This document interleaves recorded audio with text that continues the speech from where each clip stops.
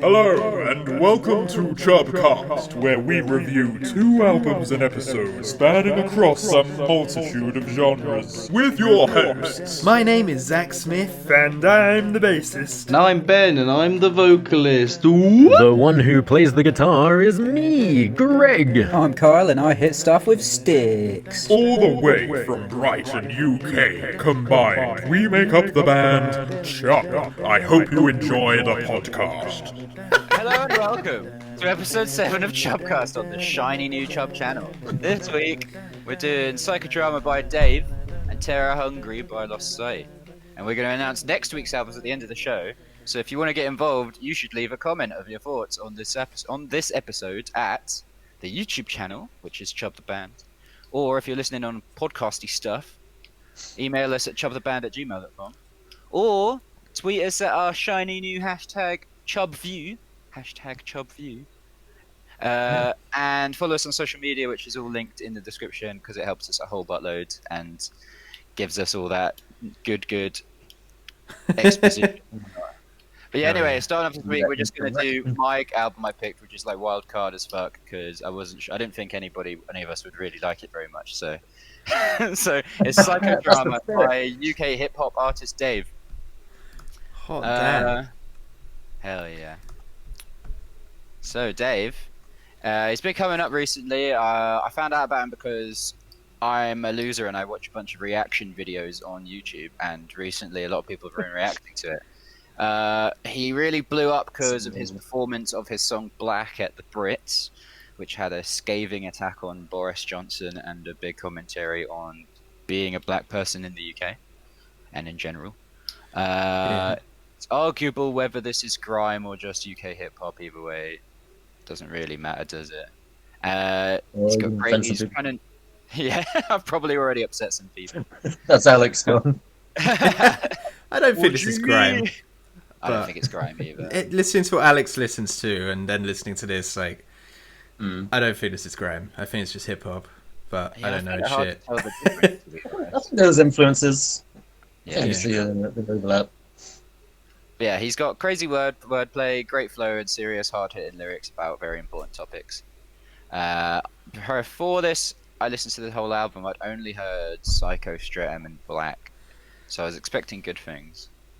So, what did you guys think of it? I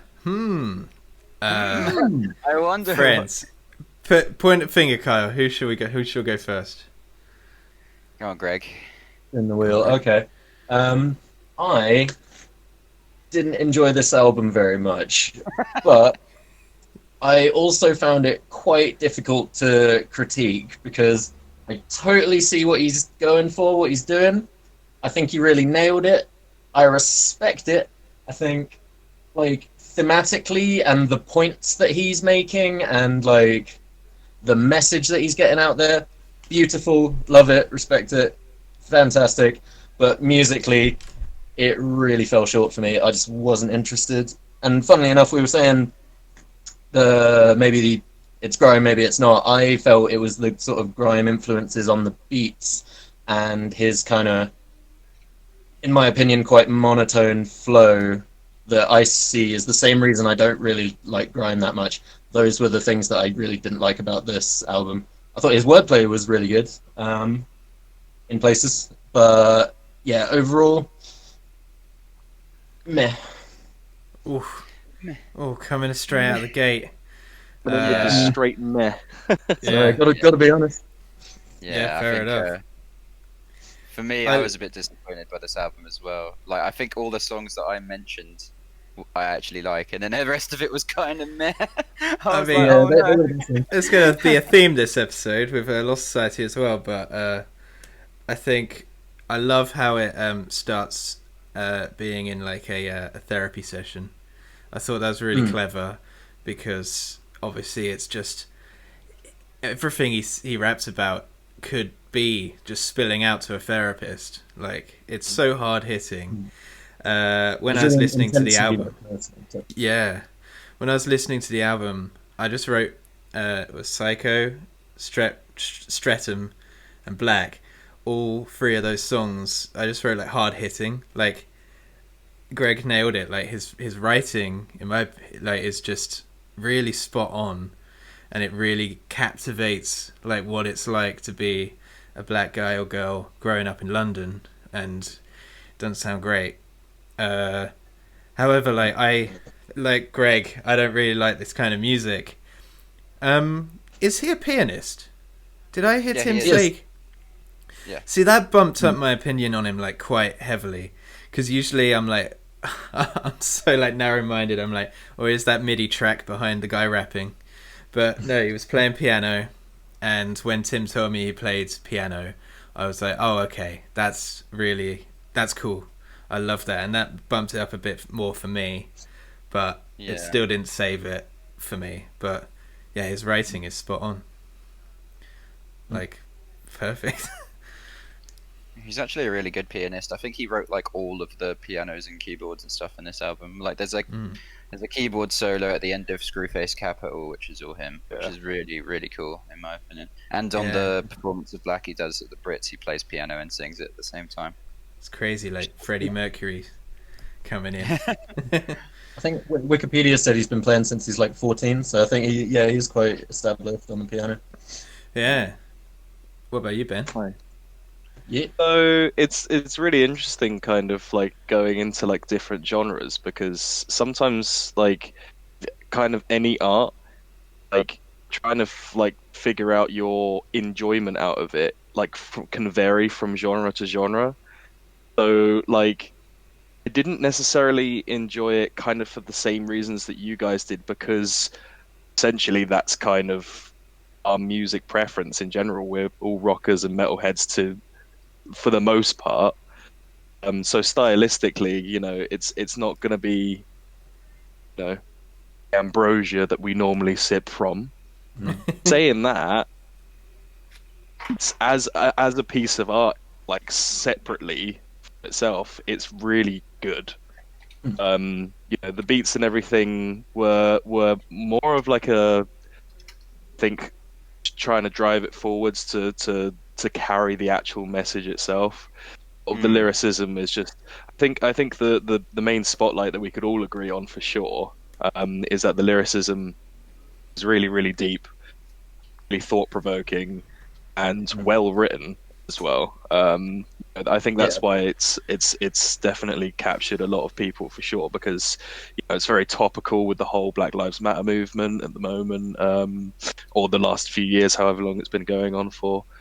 And I feel like with all of that in mind, I think it's definitely like potentially be one of the albums of the generation, but like because musically not a huge rap fan in general, like I was kind of like I wasn't even thinking it out of it as music, if that makes sense. It was almost like listening to poetry or like listening to a book. I was more invested in what he was saying rather than the actual like ambiance of the music. So I think that's kind of where my brain was like, oh.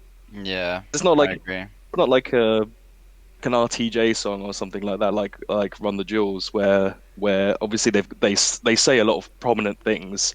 Also in the back, it's just got like really disgusting production, like the dynamic between the two vocalists are like, you know, amazing, and etc. etc. This is kind of just more of a thought-provoking art piece, I feel, which in its own right isn't great, but yeah, echoing the same points you guys said, it's kind of a bit like musically, I was just a bit like meh.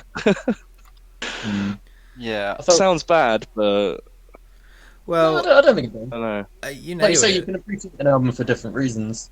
yeah, for sure. Like I feel like one of the most profound songs, like especially of the ones I hadn't already heard, like the song Leslie, like hit me really hard, because the story of that song is so fucking like brutal. Sad. Deep. with Like, the woman yeah. who got beat and stuff. And Yeah, worse, yeah. and Yeah, it's yeah. way more. Uncomfortable to Yeah. listen to, which I think what was going for. Yeah, but I feel like that song, Again, it didn't feel like a song. It felt like a story. Like it really felt like it was a the beat story, and exactly. Yeah. Yeah. secondary to telling the story. You know, I've put in my notes like the lyrics really aren't very flowy and they don't use much wordplay and stuff. But I feel like that's done deliberately to kind of show the fact that it's a serious topic, and he's not trying to Yeah. like, make it like a banger or whatever. He's trying to show how fucking important it is, especially because there's like a straight up message at the end where he explicitly tells the listener, like, if you're in that situation, please do something and stuff like that. Yeah. So I was I listening was to that impressed. earlier. Oh, sorry, Greg.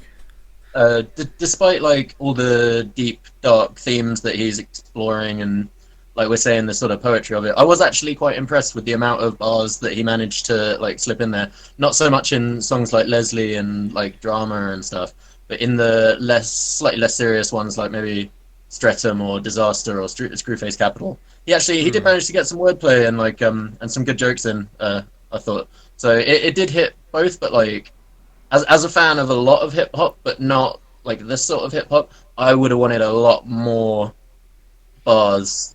But then maybe that's because it's not like intended for me, if that makes sense. Maybe like part of the reason why I didn't enjoy it so much is because I, being a sort of countryside lower middle class white boy, can't really understand and empathize as much with what he's saying. So I went looking more for musical enjoyment and didn't quite find it. Whereas somebody who shared a lot of more of those experiences would get a lot more of that side of the enjoyment from it.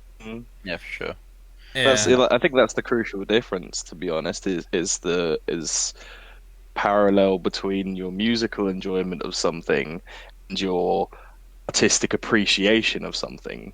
And obviously, a lot of albums they cross sides, but you can still appreciate. There's been a couple of times in a couple of other podcasts where I've said, we can understand the guitar work and everything's amazing, blah blah blah, because obviously musically we listen to that kind of stuff, but then it falls short artistically. Well, I think it's kind of shifted the other way, with this sort of album. Artistically it's brilliant. And the musicianship and the bars and everything is flows. Flow, by the way, is really relaxing. Like, I was listening to it and I was sitting back and I was just like, in the nicest way possible, I could fall asleep, but not because I'm bored, but just because I was just like, yeah, speaking my ear, yeah, some sweet nothings. Just a lovely He man. has a really nice, Sleep. he has a really, really nice voice. So, Oh yeah. yeah. I was listening to this doing the washing up as per usual. Leslie, Not so angry me this and time. Claire just kind of were standing there, and I was just like, "Fuck me, this is harsh. Yeah. This is so exactly. brutal." It's brutal. I think as someone who like can like really empathize with most things, I'm terrible. I like cry at most films and stuff, and I didn't cry at this, but like I was just like, oh my god, I'm so glad I grew up in Brighton or somewhere nearby. Like, God. Yeah. For sure. Ben, you grew up in Croydon, didn't you? Did It's like- yeah, South London. The thing is of like living in South London, even then, like I still like barely ever experienced like any kind of like, because I was still in a relatively decent area of Britain, like sort of near Yeah. Selhurst, although Selhurst isn't that great. I couldn't imagine it, mate.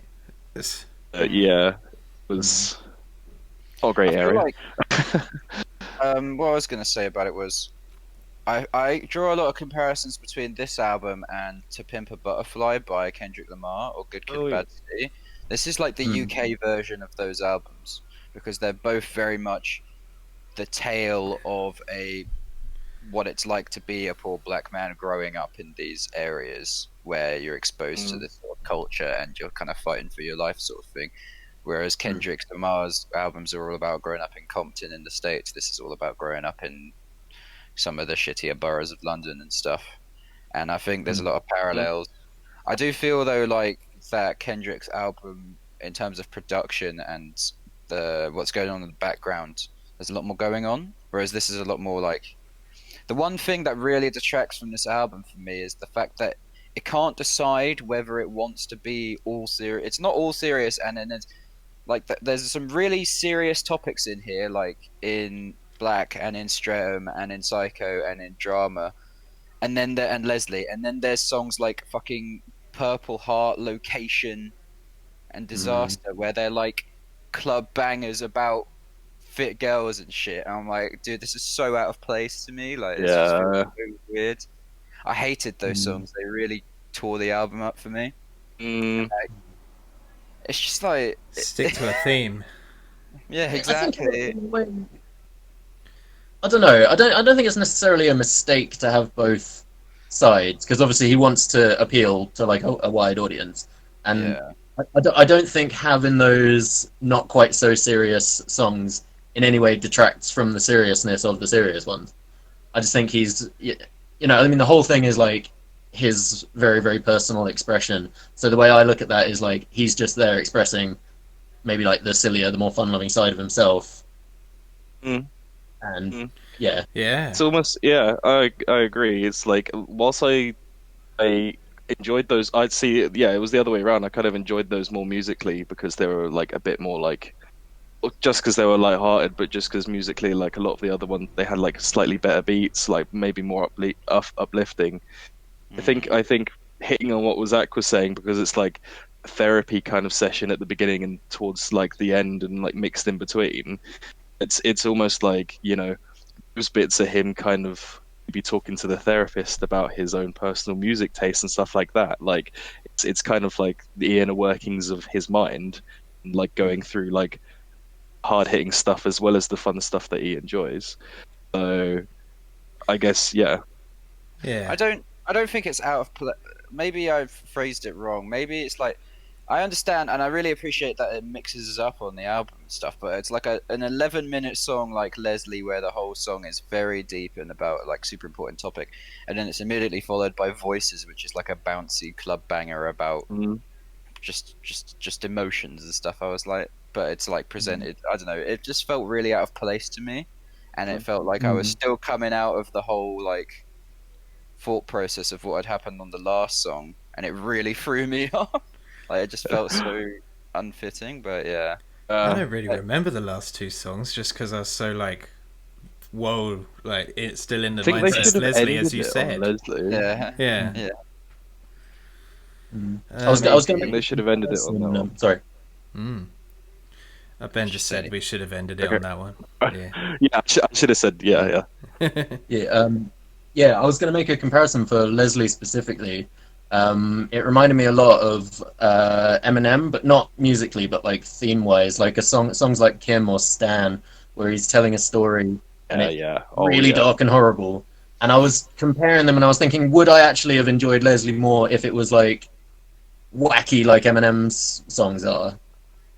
And the conclusion I came to was it just wouldn't have fit on this album. Like maybe I would have preferred that as an individual song, but yeah, I think that he couldn't mix them in the same song, the kind of the fun and the dark elements. So I think it's a nice compromise having them as separate tracks on the album. Yeah. Actually, I'm kind of glad just that think you that- mentioned. Oh, carry on, Carl. Oh, I was just gonna go into some of the themes and like some of the stuff on the album, but you say what you wanted to say first. I was just gonna say I'm really glad you made the Stan comparison with Eminem because obviously like it's this one also has a female vocalist like help like going through the chorus. He's got actually a really nice singing voice as well, which I like picked up on just in that little chorus bit during Leslie. Or like the little hooks, I guess, because they're not really choruses. And then like her little singing section at the end kind of reminded me of like Dido on Stan in that respect, where it's like story, like rapping intermixed with like actual like singing during the hooks. So yeah, he might have drew some inspiration from that. I'm not really sure, but yeah, good parallel. Yeah. One of the things I was going to touch on that you guys might have missed was in the song Drama, there's that voice recording of another person who he's talking to. Oh It's yeah, his brother, yeah. isn't it? That is his older brother Chris, and he's been in jail since 2012 because did you ever see in the news that kid that was murdered in broad daylight in the middle of London Victoria Station? Yeah. God, I don't remember didn't that. remember it. I didn't until I read the Wikipedia page for this album, and then I kind of did.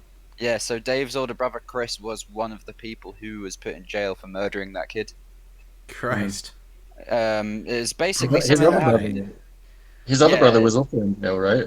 His other brother was already in jail, yeah, because they Now both he had were an trying alibi, right?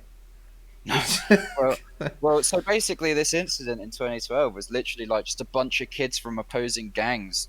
Like one of them got in a fight, and then they decided to have a fight the next day, and they brought like machetes and shit, and they all met up Fuck outside me. London Victoria, and some other kid who wasn't even involved apparently. He just was like, his friend was like, "Hey, come and look at this," and he just went there after school to go watch it.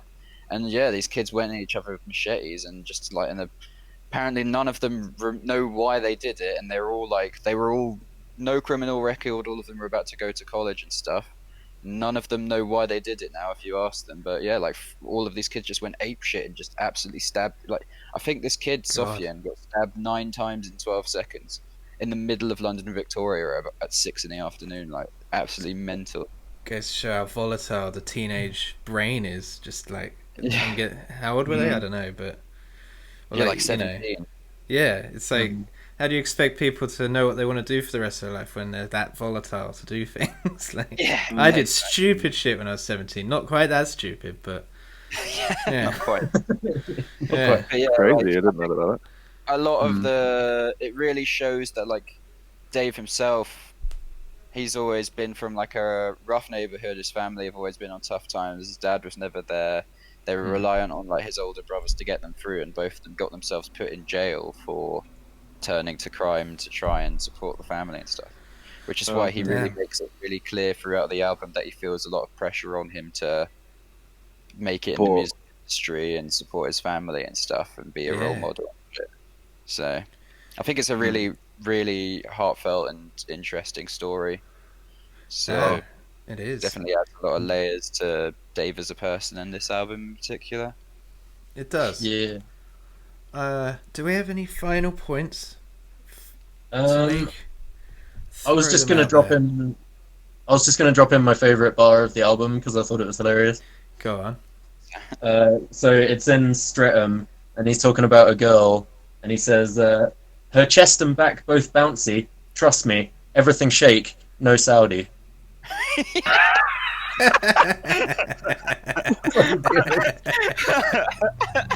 That's awesome. Oh my god, that's really awesome. good No line. shake like a Saudi prince. Oh dear.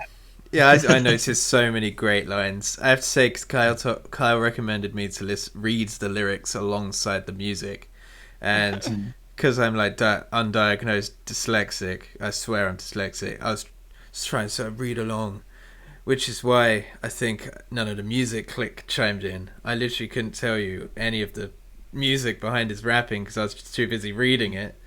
But it's another reason why I don't watch anime in subbed, because I'm like too busy reading it and I'm missing all the action up here. but yeah, where was I going with that? That was just a final point I made. It's probably has something to do with why I don't remember much of the music behind it. It's because I was reading the fucking lyrics, which, to be fair, is where the meat of it is. So I had one last final point.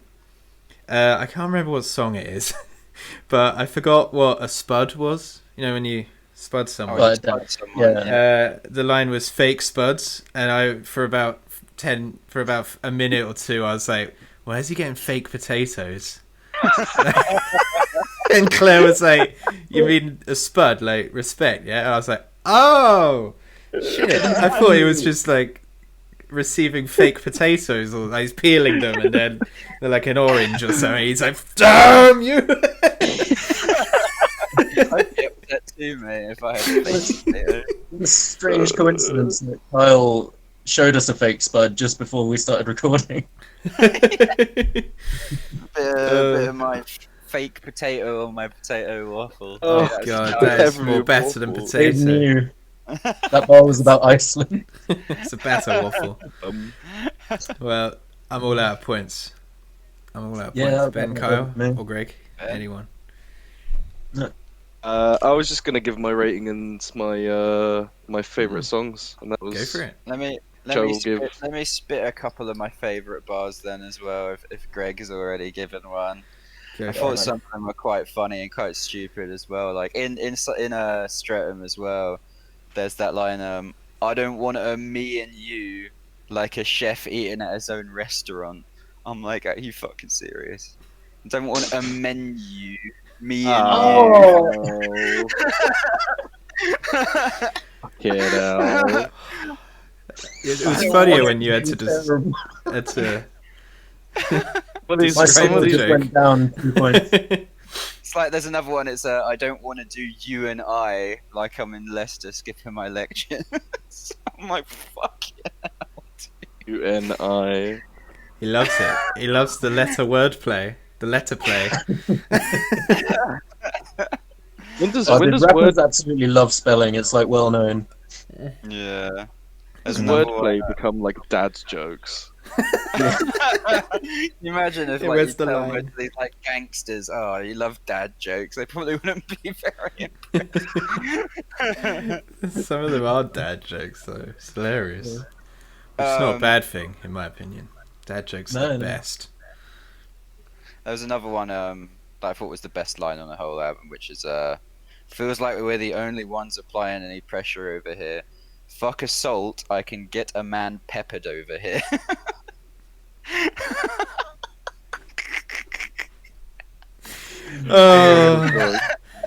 Salt and pepper jokes.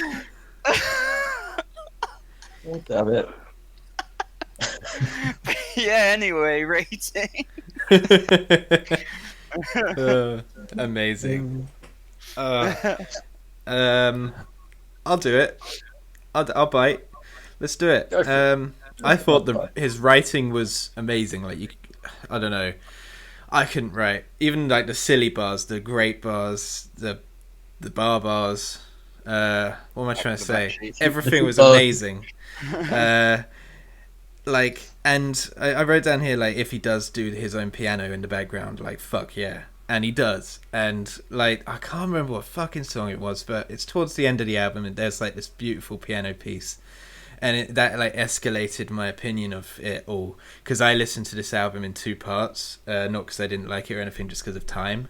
So, yeah, I came back to the second half of the album with a bit more context, so that helped.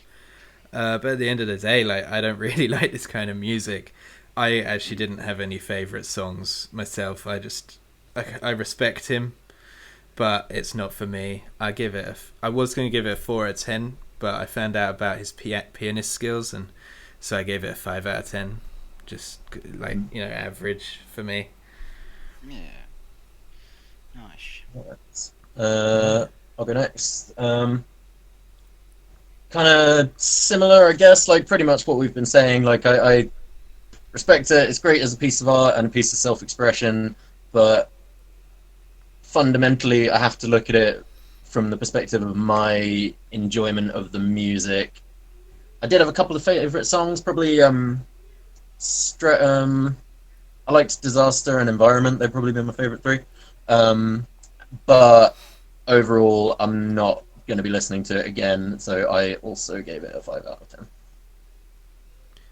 Yeah, 5 out of 10 just seems like a neutral level, doesn't it? Just like love, Yeah. nor love nor hate. You just respect it and it's there. I mean, I was going to give it an 8 out of 10 because I feel like there are a lot of songs that I really like the flow and the beats and stuff on. Like, I actually really like the first 3 songs, which is Psycho, Straight and Black. And then I also really like Screwface Capital, Environment and Drama. But then there's like a few songs, like, I mean, I liked Leslie as well, but I will never listen to it again because it's long and also it's like harrowing and it's not really a very musical piece of music. But yeah, same as what you've said, works well as a piece of art. The reason I knock it down from like an 8 out of 10 to maybe like a 6.5, 7 out of 10 is I fucking hated Purple Heart, Location and Disaster. They all sucked. And Voices. Like, I hate that kind of music, so I hate R&B or like proper like stereotypical club bangers and stuff. As soon as I heard it, I was like, I've made a mistake. Why did I pick this album? I feel like all the other songs are so good and so well, like genuine artistry that I'd feel disingenuous giving it a lower rating, even though those albums really did suck, in my opinion. Tracks rather. So yeah, I think 7 out of 10 for me. Fair enough. I mean, I didn't even notice that they were club bangers because I'm so like unfamiliar with hip hop or grime or whatever that they all just kind of sounded the same to me. They were like club bangers played at half speed, I'd say. Okay. Yeah, they're like, especially the song "Location" with Burna Boy's auto-tuned voice. I felt like I was in Cameo listening to that. I was like, God. Oh, no one wants to feel like they're in Cameo. Yeah. You know, you said that you wouldn't listen to Leslie again because it's like heroin. I just realized, like, imagine, it might already be one, but imagine if it's a music video. Like, I reckon they'd make an amazing music video out of that track. Yeah, for sure. Mm-hmm. I feel like a short film. There's music it's a videos short film. Streatham and Black, and they're both very good. Wait, Ben? Yeah, I'll finish off on mine. So yeah, echoing the same points that everyone else has made, like, because we all think the same. Like, you know, the lyricism and the actual like poetry in the bars and the like everything like that was thought provoking, and that really and you know, aside from obviously like the more light-hearted stuff, you know, I was looking deeply into like the kind of more meatier stuff, and I think that is my score a lot more. Even though, again, like musically, I didn't necessarily didn't enjoy it, because I mean, it wasn't anything to be like, oh, that was disgusting, like in the background, like, oh, that's fucking sick, or anything like that. It was kind of just like, really. It was just the background and the scenery to the actor giving his monologue, sort of thing. And whilst it's nice to look at, I guess, or to notice, essentially, like, the main thing you're looking at is the actor. It was an art piece, and like, just from enjoyment, I'd probably say 6 out of 10.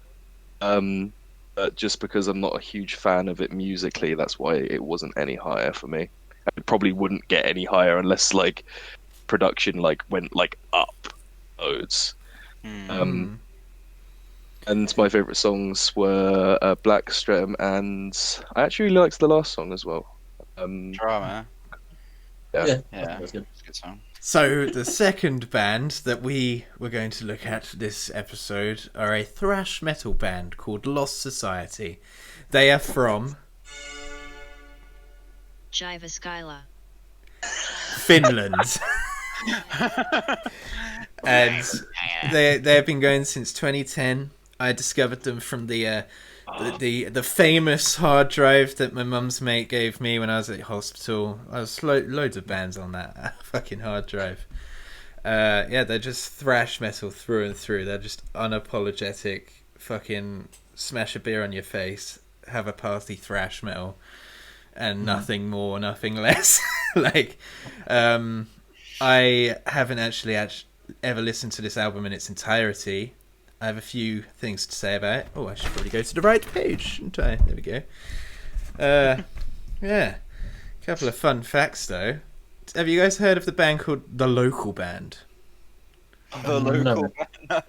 The Local Band. They're a Finnish-based band, and I don't know what they play, to be honest, but it's made up of Olli Herman from Reckless Love, the guitarist, or I think he plays bass in this, of Lost Society, Jesse UC69, probably UC, and Alexi Leho from Bodum.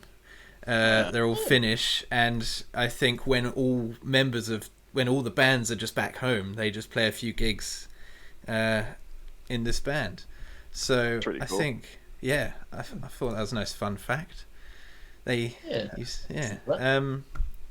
But yeah, thrash metal, Lost Society. You'll listen to this album hungover, right? Oh yeah. Absolutely. Which might have. Anyway, I don't Also, know. immediately after Dave as well, which was like the most jarring possible like experience of my life. The tonal shift was just. Oh my god. Literally, Yeah, he listen ends to- the drama with this nice speech from his brother about how he's the son of God and he's the prodigal son, and then it just comes into Spurgatory, and it's just like immediately like, It's like, yeah. Oh dear. I fucking Very contrasted. yeah. I think there's a time and a place to listen to thrash metal when hungover right after and getting out of a real like deep hip hop album.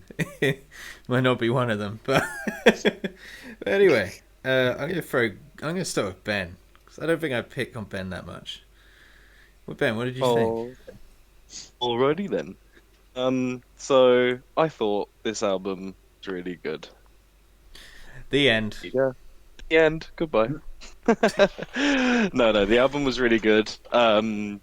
Because fundamentally, I fucking love thrash so much. Like there must be something like with just really ridiculous fast shreddy guitars, drum beats, and just like dirty fat basses, and it's just like and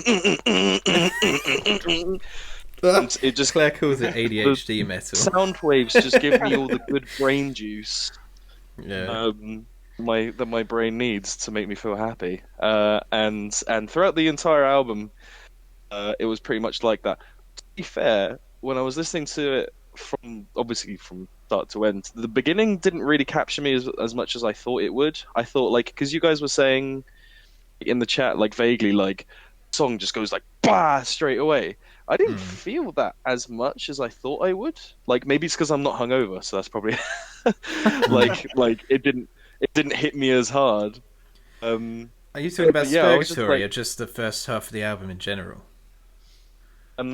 just the first like maybe 2 or 3 songs, like and Spurgatory as well, because obviously I'm guessing that's the first song. Yeah. It's like an intro. And yeah, like they were alright, but I felt like the album actually properly for me started really getting meaty from like Lethal Pleasure onwards. In fact, Lethal Pleasure was actually my favorite song from that album. It was just like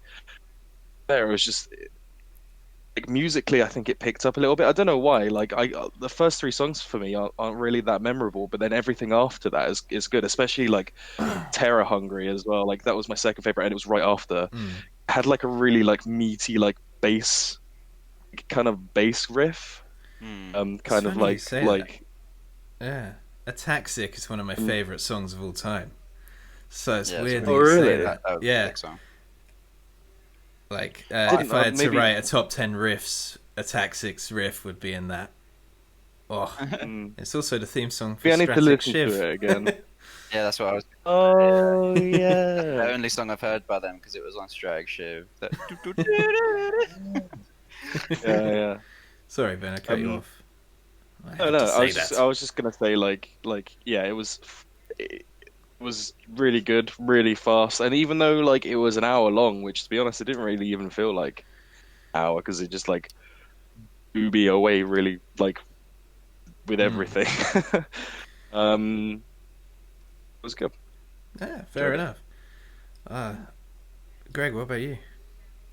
I didn't enjoy this album very much. You Unfortunately, don't well, like thrash, do you? Or punk not or really. anything from that field?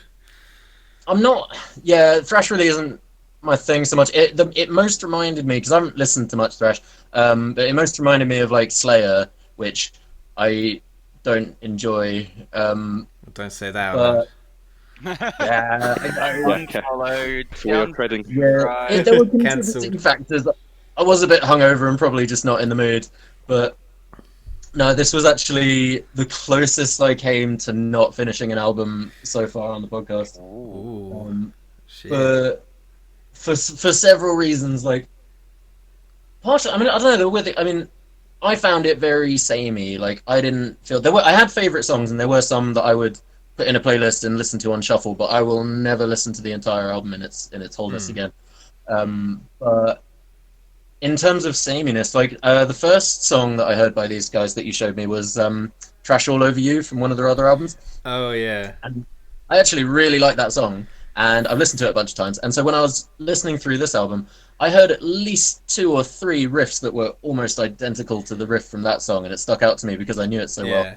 well. God damn it. I was going to recommend that album as well. It's Kissing Dynamite all over again. I wouldn't. Yeah. I wouldn't exactly say I like hated it, but I didn't get a whole lot of enjoyment from this. Okay, well, that's Yeah, fair enough. it melted my Yeah. face. That's the best thing I can say. I mean, that's what it sets out to do. That's what it's Sets for, out yeah. to do. Mhm. Kyle, what about you?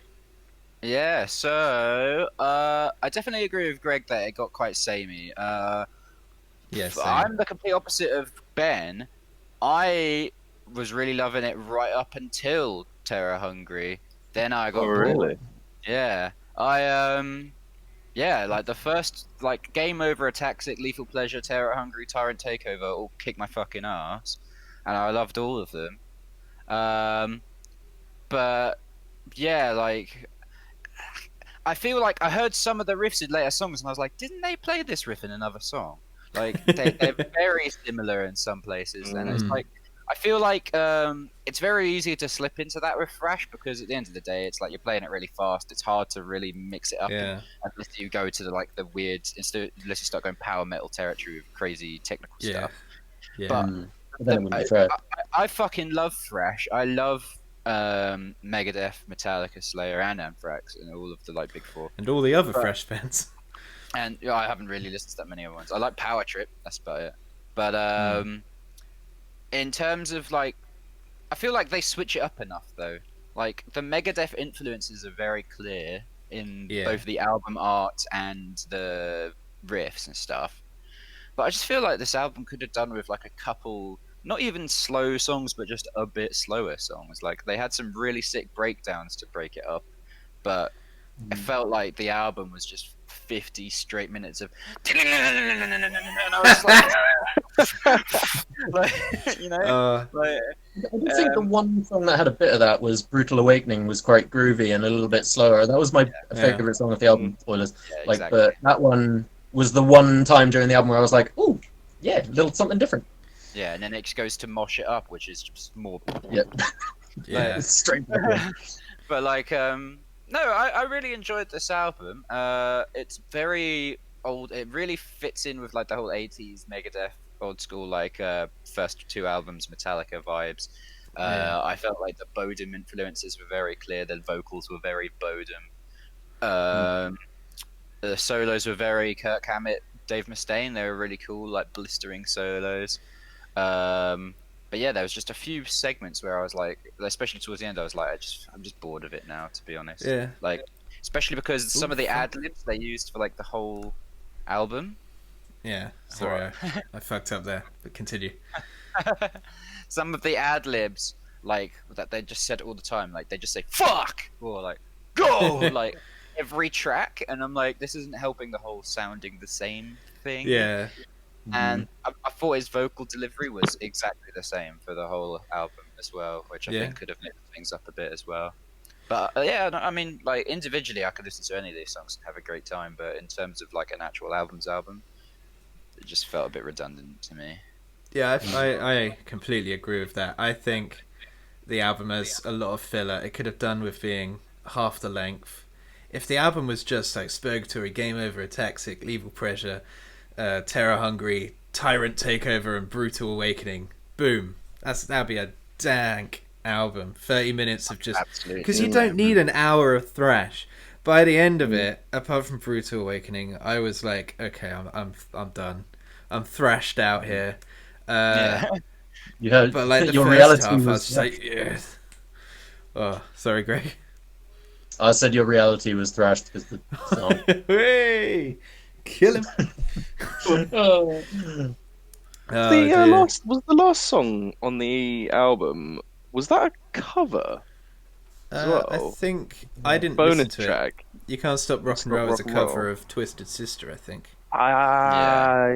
That was really good. Like, I was like, oh my god, this is a really good rock and roll song. Yeah, And I was on just all like, of their albums, they have a cover at the end, or most of their albums have like a glammy song. I know they did a Kiss cover and stuff. oh nice, yeah, it was a good cover. I appreciated that. But I mean, Especially, obviously they're in a band called with Ollie Herman, fucking, who is one of the modern day glam icons. So, yeah. Yeah, I'm interested to I listen was to this band. Hmm. Listen. Yeah, I was it's just gonna one of jump those in things- because Sorry, go for it. Okay, I was actually just gonna say because obviously the thing with the repetition, I think that's why a lot of the songs sort of more towards the middle of the album, like the ones that like really like in my mind were Pleasure, Terror Hungry, Tyrant Takeover, and Brutal Awakening. They were, and I felt like those were my favorites on the album because they were a little bit set apart from the whole like constant just like thrash like hits punch in your face kind of music. Yeah. And which isn't necessarily a bad thing, but at the same time, it was kind of like part of my brain was like, okay, I need something a little bit different. And then when there was like a really groovy riff or something, like it latched onto that, and I was like, oh yeah. So I think that's why I appreciated the more middle section of the album a lot more. I think That first album, Fast Loud Death, is way more like up and down groove. They have a song that's really heavy, like South of Heaven by Slayer. And it's a lot more like Anthrax-y, or like this album is way more like Municipal Waste, where it's just like, open a beer, let's get drunk, have a party, fuck it up. yeah, for sure, yeah. I was gonna say, like, I think. Sorry. They have a song called "Piss Out My Arse." They do, and that's on the album that I. Yeah, you should give that album a listen to, actually, Khaled, if you liked this album, because that one's more like varied, and it has, and it's still thrash. Yeah. I think I was going to say though, I think we can all agree that like every song is good, but the songs that just I got kind of like meh about was Tyrant Takeover, Overdosed Brain, FFE, Mosh It Up, and Wasted After Midnight. All just felt redundant to me. Like if those weren't on the album, yeah, I would have been absolutely fine with that. Like all the other songs kind of were distinct enough that they made themselves necessary.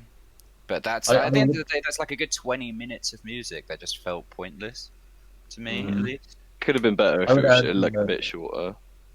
I was just gonna say I'd add Snow Road Blowout to that list. That was probably my least favorite song on the album. I thought it was alright. Snow Road Blowout. I was gonna say before that, I think this is a band where I reckon if I saw them live, if I just happened upon them at a festival, I'd probably fucking love it. Yeah, well, me and Claire went to see them last download. I don't know where you guys were, but obviously I've been listening to them since about 2014, I'd say. Or maybe even earlier, like 2012. And when did I break my leg? Oh, fuck it, don't matter. And yeah, they were sick. They were in the tent, thrash metal in a tent. You know, it's like tent bands are always good fun because they're smaller and you can get to the front and stuff, as long as you're not standing behind a fucking giant pillar. As long as it's not the Who and you can't even get in the tent. Yeah, or fucking Ginger. Yeah, so sorry Clutch one year at Hellfest. Oh dear. That's what I didn't like about the last download. Like, obviously I love download, but last year, like, they didn't have one of the outside tents, or they weren't using it. I was just like, that one's like the best one. It frees up so much space. It was so annoying. Yeah, also it was raining, so people just piled in the tent just to get out the rain. I'm like, I want to see this band, bro. Fuck off. Oh, Yeah, literally. Anyway, back on track.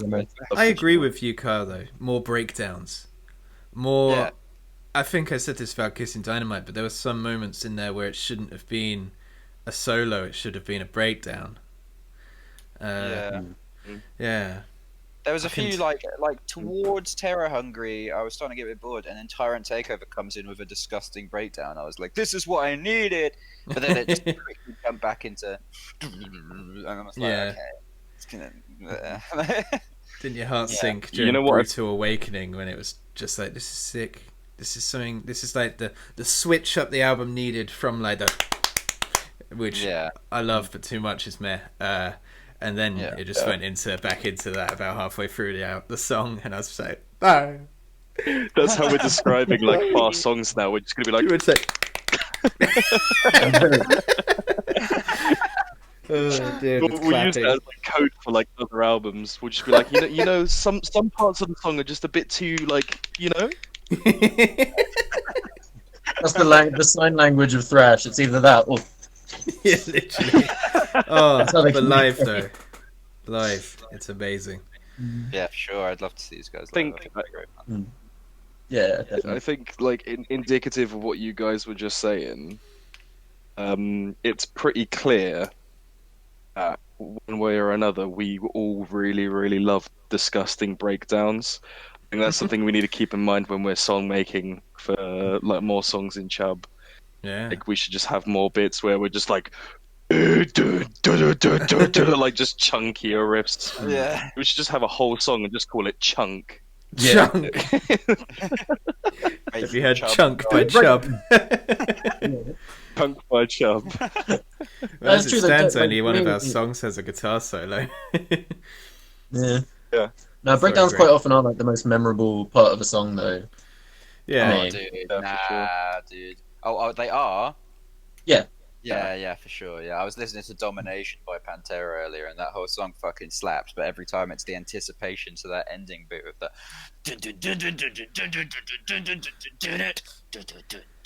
and it's just like, oh my god! Every time I hear that song, it just caves my face in. Mm. It's just, Where it's just like really fat, heavy riffs. Is that actually technically called a breakdown, or is it, or Oh, is yeah, that for like sure. a? if like okay. the whole crowd is just like stomping around, just like all you could do is just break your neck, banging your head. It's got to be a breakdown, man. Like, come on. Breakdown to the new guitar solo. Like, I think they've both got their own place. yeah. Yeah. For Guitar sure. solos need to be used sparingly. Yeah, Very- like Kissing Dynamite or this band actually. Lost Society used too many guitar solos. The hell, Definitely. too many breakdowns. To combine. Yeah. That'd be I think amazing. Lost Society and the Hell Had a Baby. Oh, Perfect bands. oh, hell. oh, Lost Hell. Hell Society. Hell Society. That's a sick name. Oh dear. Dirty name for a band. Chub never works out. We could be Hell Society. Does anyone have any other things to say? Oh, the music video, actually. Did, Oh yeah. what did you want to say about the music video? They took my beer. They took my beer. At the end where they're fucking each other. Yeah, just dudes in That's morph so suits funny. bumming each other for ages with some chiptune song playing. It's like, I'm just like, what's happening, man? Tell you what, the guys from Lost Society, I bet they're nerds.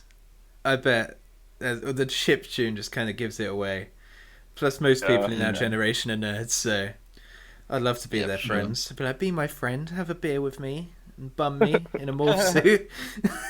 Wait, what? I mean, they don't look like that old. They're probably like around. Nah, I think they're our age. anyway. Yeah, they were like So- 20 when they started. Yeah. So, and their I'd first say- album came out in like 2013 or something, didn't it? 12, yeah. Yeah, Fast I Blood Death think. was 2013. Oh, yeah. Fast Blood Yeah, Death. they looked exactly how I expected in that music video. Just long So, hair yeah, that and makes sense. drunk, probably. This face all the time. Skateboarding. Yeah. Actually, one thing that I didn't hit on really quickly. It's probably not a flattering comparison nowadays because of the controversy with the band, but the guy's vocals most reminded me of like a slightly lighter version of the singer from Pantera's vocals, especially in songs like from the music video of like Terror Hungry, where they're literally saying Terror Hungry. The shouty backing vocals, it literally sounded exactly like almost like a Pantera. Yeah. Which you know, keeping along the same lines as thrash, so they were probably influenced quite heavily by them. That's the second band we mentioned that actually. Dude, it's whatever. Phil Anselmo is a fucking legend, dude. You can't say, oh, he said bad things. Like, he's fucking yeah. Pantera sick. Like, come on. I didn't even know there was a Separate the controversy. art from the artist, as they say. Yeah. The death of the author. For sure. Yeah, do we have any last things to say before we rate? Great. Oh, this to extend the web of random coincidences. This is the second album that we've done with Terror in the name. Yeah. Oh. So, Lost Society and Glory Hammer are linked now in the Chub web. Yep. Chub web. Chub glorious. Web. Weaving our wicked chub web. Gonna have some like Hey, baby, weird you want like some of my Chub web? novel continuity. Oh yeah. Right. Well, so we started with you, Ben. So do you wanna rate? Yeah. So, I enjoyed this album. I'm a big fan of thrash, so it was, to be fair, I'd say didn't really get anything necessarily thematically because, like, for the most part, like it was kind of almost the opposite of the Dave album, where like this I enjoyed all of this purely mostly because of the music anyway. And then the lyrics and stuff, I was just like, oh, he said the chorus at one point, and then the other stuff is just like, Yeah. which is fine. I I love that. Yeah. Because me like metal. You like metal. I like. I did read like some of the lyrics, and it was like, Yeah, the lyrics are pretty standard. Pretty, I'll beat you Yeah. up, and blood, and Yeah. gut, and beer. Guts, alcohol, yeah, standard. But I did like how mixed the album was in the fact that like there were a lot of songs that did try and depart from just the whole like the songs I mentioned earlier, which were like my favorites, for sure. That like, especially I can't express how much there was like a really dirty groove in. It was either Terror Hungry or Tyrant Takeover. I can't remember which one it was, but like Tyrant Takeover. Has a yeah, breakdown. Yeah. yeah. I think when I just had that, I was just like, yeah, Scared to change your underwear. yeah. I really enjoyed those songs. Like the middle portion for me was absolutely fantastic. And then it kind of was pretty good on the start and the end. And a really underrated and great cover of Can't Stop Rock and Roll. I didn't expect I'd like that cover that much because I haven't even the original, so I haven't really got anything to compare it to. But if it sounds like that, then it's good. Oh, the original does not sound like that. Okay. The original is more It's just better. rock. So yeah, I'm gonna give this album a decent 7.5 out of 10. The only reason it isn't any higher for me is just because a lot of the faster songs kind of weren't that memorable for me, and I didn't really add them. But the songs that did really stick out were amazing, and I've already added them onto my saved list. Yay! Ooh, baby. Hell Win in yeah. my book. Which you can find on the playlist CHUB Cast on Spotify. indeed. Oh, damn. I meant my personal one, but yeah, that too. Yeah, there's a playlist of all of the ones we've done. Oh. Yeah, cool. Kyle, Greg, fight to death. Fight to death. Yay. Me, I'm doing it. Okay. Greg Oh, had more enthusiasm. Much more enthusiasm than I had listening to this album. Yeah, yeah. You know how I feel about it. Like, I think since I know so many people who are really into thrash, I am going to make a concerted effort. Like, maybe you can give me some recommendations to see what it's all about, because there's a lot of Metallica and Megadeth that I like, and quite a lot of this band's songs. But I have to say, this album, listening to it, it was like a tidal wave of just noise hit me, and I kind of washed up on a beach of calm afterwards, thinking, I kind of wish that didn't happen. So,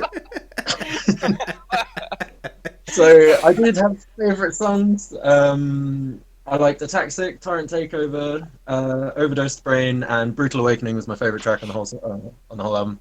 And I will try and get what it's all about in the future. But for my own enjoyment of this album, it's a 5 out of 10. All right. Better than I expected, to be honest. Well, to be honest, if you don't like this album, you're not probably a fan of thrash.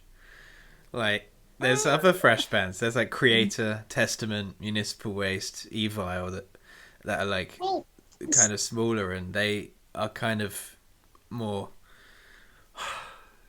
I don't know, Metallica. Like, they're all just blend. I see Metallica and Megadeth being a lot more like melodic. Like my favorite Megadeth album is the one with of Mice and Men. Is that the name of the album? It's got that song on it. No. It's got back in the day. I don't know what happened to this shit. You're wrong, Craig, because it's Rust in Peace, but I mean, like, I don't know. I haven't listened to it enough. That's my problem. Megadeth album.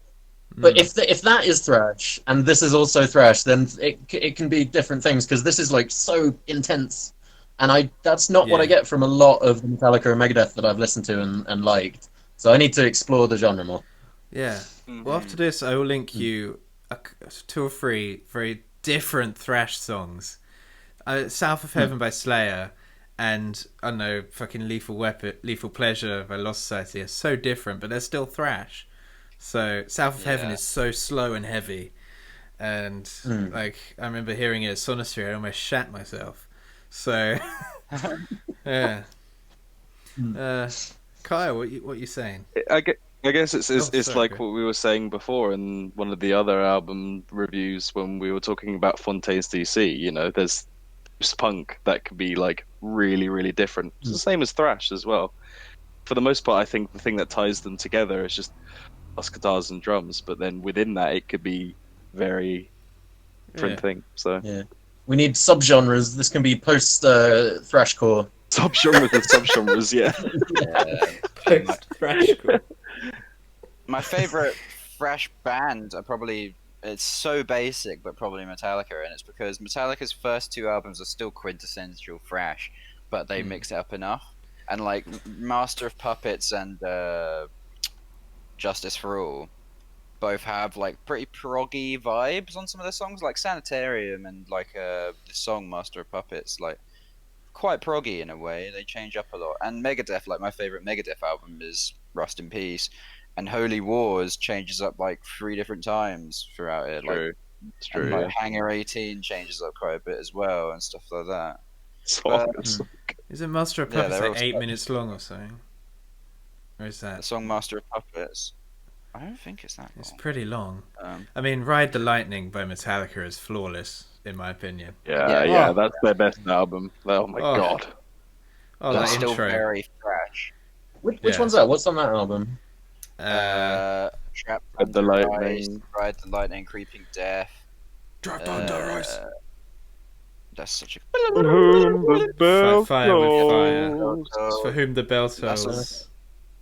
Oh, yeah. Fade to Black, Call of Cthulhu, sick album. Listen to that album, Greg. yeah, you should probably listen to don't that like album.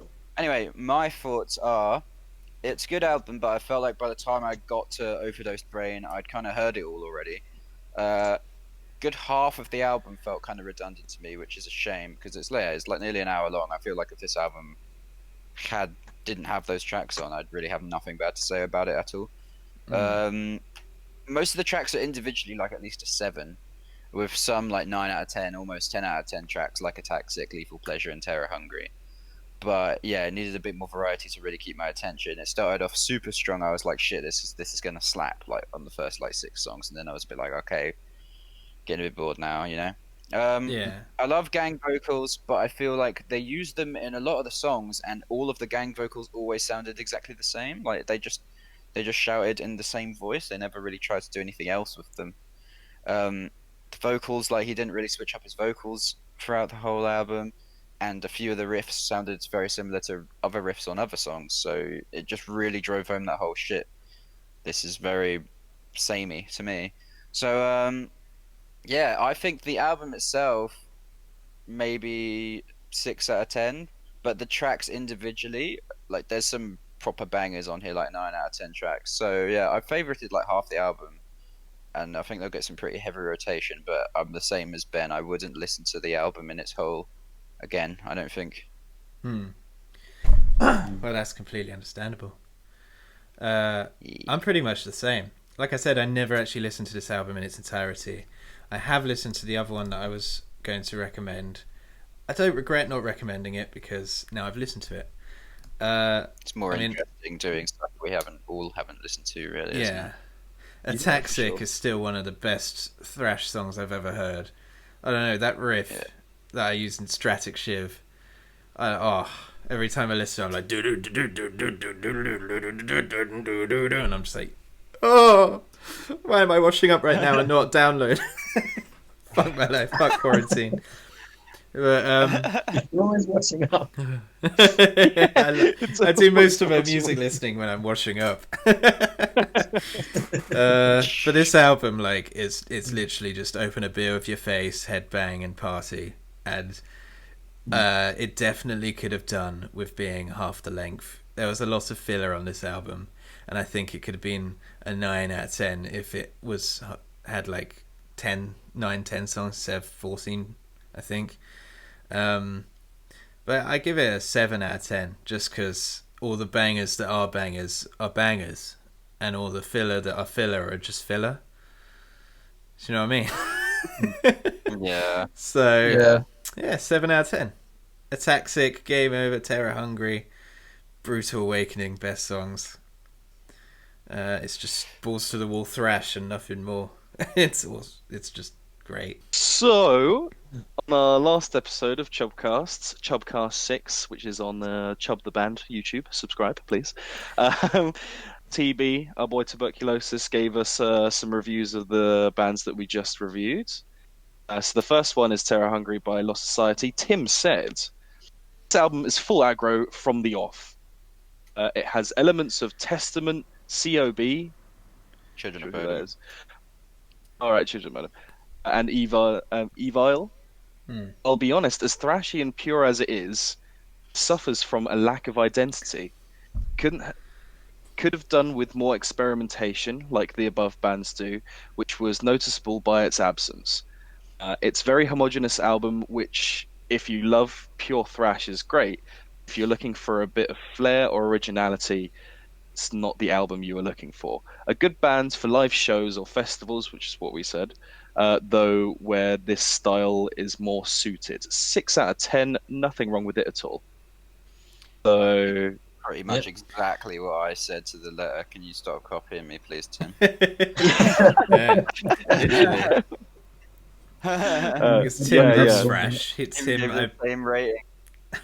When I bumped into him in Gilly the other day, he said he was really looking forward to listening to this album, and it sounds like he liked it. It just nothing, went a bit further than like. Yeah. I think that's the general consensus.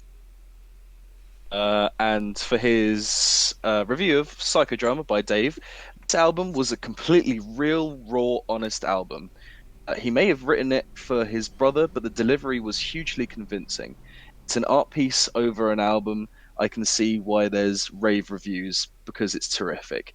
Each song has a message or story, and aside from a couple more approachable upbeat songs, it really needs to be played in its entirety. It could be considered depressing or difficult to get into for some, especially those unfamiliar with similar themes / genres or some of the slang. It touches you like few modern albums do, and has depth to it a lot of similar albums simply don't possess. Modern great, it's incredible in my eyes. 9 out of 10 for Tim. So huge gleaming review for Tim, and for the viewers that don't really know him, he's one of our friends that he obviously appreciates metal, but he's got quite a prolific backlog of sort of R&B and hip hop as well. So he probably did appreciate this musically, but in here he does mention that it's like an art piece, which is what we were saying before as well. Anyway, so Yeah. pretty much Stop copying reading us our mind. again, Tim. Yeah, just higher ratings. Yeah, it's interesting to get his perspective, because he's definitely a lot more into hip hop than we are. So I think you all said like, oh, if it was more my kind of music, probably would have been a higher rating. So it's interesting to see what somebody who is into hip hop gives it. And yeah, I would say, I can understand why he gives it a 9 out of 10, because yeah, it is a very raw, honest album, and as a piece of art, it is up there. To be honest, yeah. Cool. Yeah. Oh, Oh, yeah. show. Oh, you can't Nice one, really thank argue you. with it. Thank you very much, Tim. That's amazing. God damn.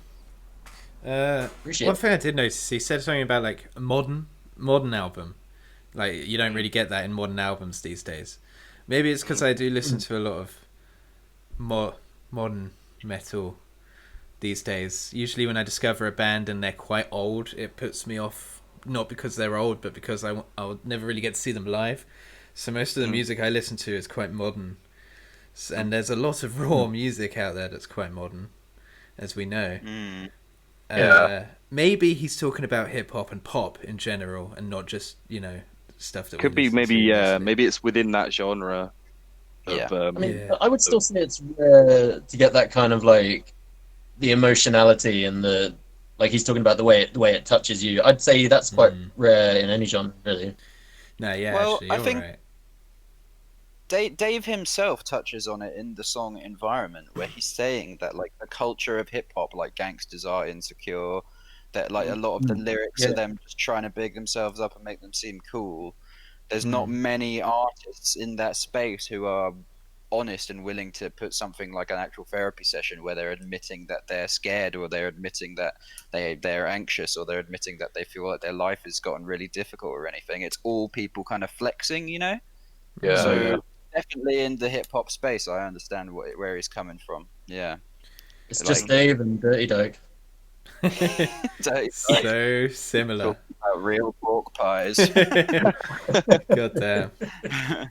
Yeah, I think if Tim was referring to maybe the genre itself, like within that, then I'd probably maybe agree with him, but I wouldn't speculate because I haven't listened to enough rap or hip hop or anything to really say. But I think there's a lot of modern music that have been released in the teenies of the 2000s that are visceral and hard hitting. You just have to kind of look in, put your finger in different pies.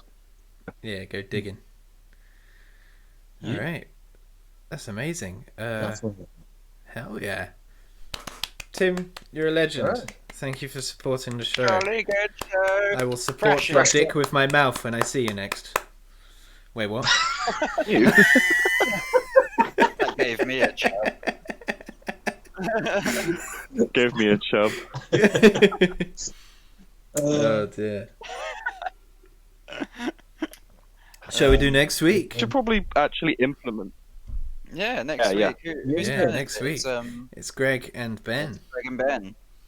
Yeah. You want to go first?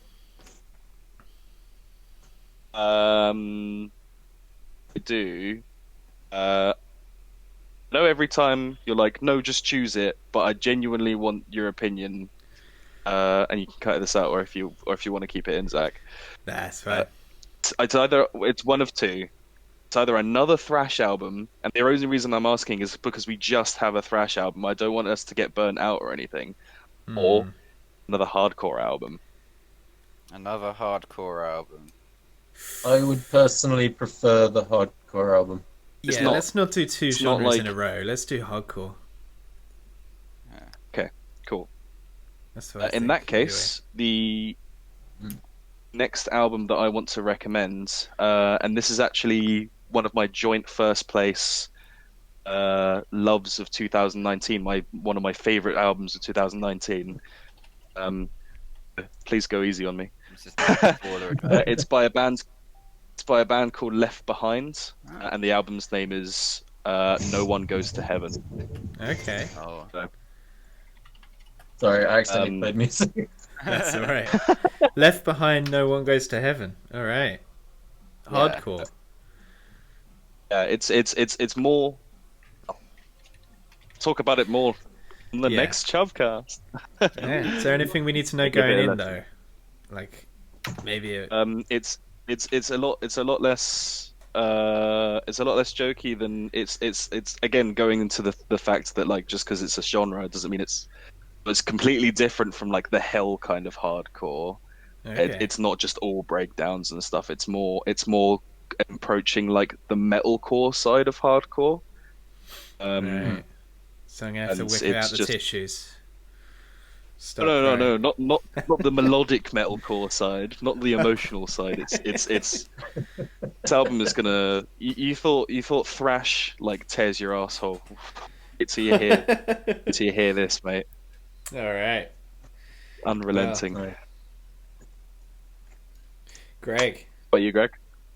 All right. Well, now I've got a bit of a problem because I actually mentioned this album the other day, and it is sort of another hip hop album, but it's a hip hop reggae fusion album, which I thought would make a nice contrast, possibly to Dave, that we could talk about next week. But if you guys don't want to repeat the same genre so soon, I can pick a different one. No, Yeah, no. like I a mean, different reggae fusion. That sounds different enough. Like it was just two thrash bands in a row would be Yeah. a bit much. Maybe. Yeah. It is extremely different from the Dave album that we just did. Yeah. That's Let's fine. do it. Yeah, let's do it. All right, Reggae so- hip hop fusion. Epic. So, yeah, this is one of my... I don't know about my favorite albums of all time, but I think it's the fucking classic. It's the rapper Nas and the reggae artist Damian Marley, who is Bob Marley's son. Oh shit! Ah, okay. Yeah, they did an album together in, I think, 2010, and it's called Distant Relatives. And I won't tell you much more than that. Yeah, give it a listen. Oh yeah. Nah, that's gonna be good. I bet Claire's already listened to that. I have a feeling. It rings a bell. It's not Okay. widely known about enough, I find. I speak to so many people who've never heard of it, but it's like two massive popular artists, but like a relatively unknown joint Yeah. album that they did. Oh, that's gonna be good. Let's give it a go. Right, Chun Ya Gong. Yeah. Kyle, do you wanna lead us out? No, you do it. Oh fuck! All right. Okay. So those are your two albums for next week. We have Ben. What's yours? Because I've forgotten. Ben. Ben. Oh, I'd lagged. I'm really sorry. What happened? I said, what was your I literally album? went like this. On my because your hands was like that. I'm like, what's going on? Oh no! Ben, what did you pick? We're doing a recap. I picked No One Goes to Heaven by Left Behind. Okay, Greg picked. I picked Distant Relatives by Nas and Damian Jr. Gong Marley. All right. Well, both of those will be pinned in the YouTube video comment section below. I will put them in the description of Spotify and Apple Podcasts and all the fancy podcast stuff, because our next week will be our first show that's actually going to be audio based, which is going to be awesome. Fuck yeah! I'm so interested to see like what happens with that. So if you are listening from podcasts, Spotify, Apple Music and all that, send your review to chubtheband@gmail.com, or on Twitter, or Facebook, I think, use the hashtag CHUBView, CHUBVIEW. And just, Twitter, it's not very big, but, you can just write a short review with a rating, and we will read out what you have to say next week. We record these Monday evening about 8 p.m. British summertime, so get your reviews in before them and you will be featured. Other than that, I think that's everything. You could be the next Tinder. Oh yeah. Hell yeah. I have been Zach, the bassist, and down below me, the drummer, our drummer, Kyle Skinny Peen Storer. Let's And- go. our vocalist, It's me. I'm Ben. I'm the vocalist. and guitarist. Fuck yeah, Greg. Leading And out remember- on sick thrash. If this podcast gave you a chub, then like and Like and subscribe. subscribe. And follow us on Spotify and iTunes.